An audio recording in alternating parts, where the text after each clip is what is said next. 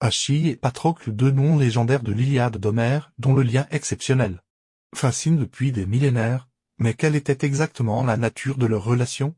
Étaient-ils simplement de proches amis ou partageaient-ils un amour plus profond, romantique? L'Iliade, composée vers le 8e siècle avant JC, raconte l'histoire d'Achille, le grand héros grec, et de Patrocle, son fidèle compagnon. Leur complicité est indéniable, ils vivent et combattent côte à côte.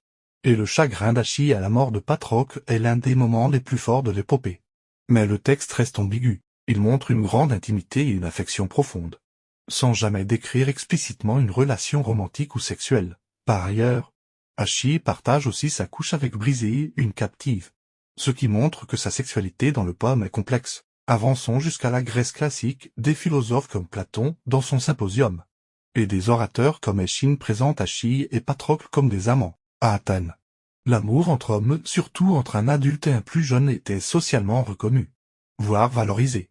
Mais ce point de vue n'était pas universel, des auteurs comme Xénophon insistaient sur une relation d'amitié pure, sans dimension érotique. Alors, pourquoi ces interprétations différentes? L'Iliade appartient à la période archaïque, où les normes sociales différaient de celles de la Grèce classique, qui a réinterprété les mythes à l'aune de ses propres valeurs. Le lien entre Achille et Patrocle a ainsi été revu à travers le prisme des idéaux athéniens sur l'amour, l'amitié et la société. N'oublions pas Brisée, la compagne d'Achille, qui rappelle que sa sexualité n'était pas unidimensionnelle. Au final, la question de l'homosexualité d'Achille ne trouve pas de réponse définitive dans le texte d'Homère. Elle ouvre plutôt une fenêtre fascinante sur la façon dont les mythes évoluent, reflétant les cultures et croyances changeantes de ceux qui les racontent. Maïs ou construction culturelle?